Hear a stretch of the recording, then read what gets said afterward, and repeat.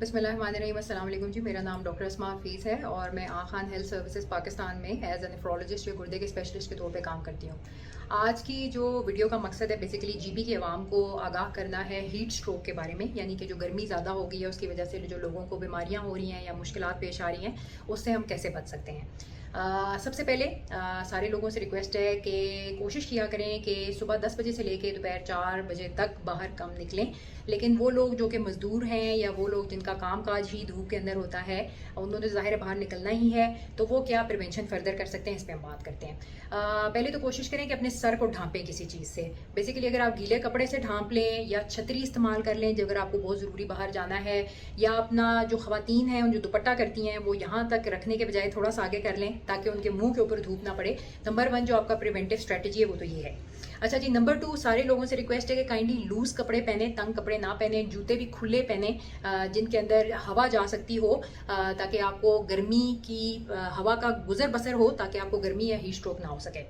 Number 3 पानी का इस्तेमाल आम दिनों के मुकाबले में ज़्यादा करें। मुझे बिल्कुल एहसास है कि पिछले कोई 10 सालों से गिलगित शहर स्पेशली इसके अंदर गर्मी बहुत ज़्यादा हो गई है, जबकि हम अक्सर ही लोगों को कहते हैं कि जो नीचे बड़े शहर हैं उनसे भी ज़्यादा गर्मी इस टाइम हो चुकी है और धूप की शिद्दत बहुत ज़्यादा है, जिसकी वजह से आवाम को मसाइल हो रहे हैं। तो आप पुराने ज़माने में अगर, या स्पेशली जो गाँव से लोग यहाँ पे आके बसे हुए हैं, अगर आप अपने गाँव के अंदर 1 या 2 घूंट पानी पीते थे गर्मियों के अंदर, वो गुजारा हो जाता था। अनफॉर्चुनेटली गिलगित सिटी में ऐसे नहीं है।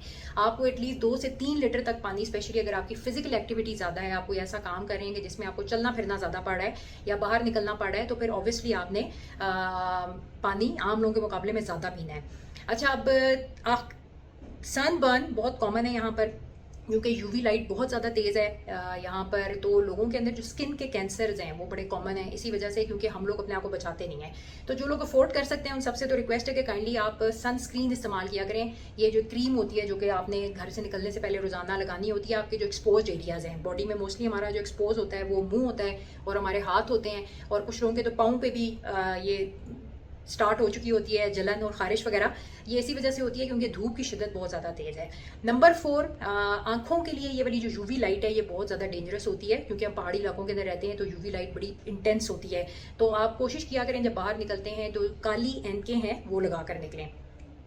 इसके अलावा चाय कम से कम इस्तेमाल करें। जब आपको गर्मी ज़्यादा लग रही होती है तो चाय आप ज़्यादा इस्तेमाल करते हैं, बेशक आप पंखे के अंदर बैठे हुए हैं, लेकिन आजकल का जो मौसम है, अगर पहले आप 3 या 4 कप चाय पी रहे थे तो मेरी रिक्वेस्ट होगी कि अभी कोशिश करें कि 1 कप, और वो भी छोटा कप, उससे ज़्यादा चाय इस्तेमाल ना करें। जितना ज़्यादा आप चाय इस्तेमाल करते हैं वो डायूरेटिक होता है, वो आपको पेशाब ज़्यादा कराता है और जिसमें पानी की कमी करता है, तो इसलिए रिक्वेस्ट होगी कि चाय थोड़ी सी कम करें।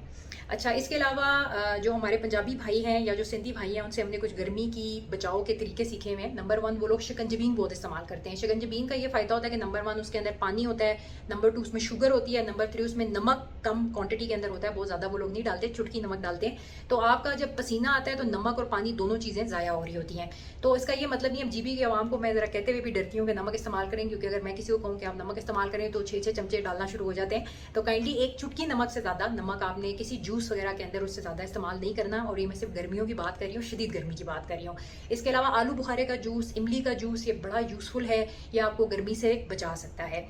अब आखिरी बात जो मैं करना चाह रही हूँ कि हीट स्ट्रोक बेसिकली उसके सिम्टम्स क्या हैं, यानी आपको क्या तकलीफ होगी तो आपको पता चलेगा वो हीट स्ट्रोक है। सर में दर्द होना, उल्टी आना, पेचस लग जाना, बुखार हो जाना, और आपके जिस्म में बहुत ज़्यादा कमज़ोरी महसूस होना, चक्कर आ रहा होना या कन्फ्यूजन हो जाना, यानी कि आपको समझ नहीं आ रही कि अगला बंदा आपसे क्या बात कर रहा है, ये सारे के सारे हीट स्ट्रोक के सिम्टम्स हैं।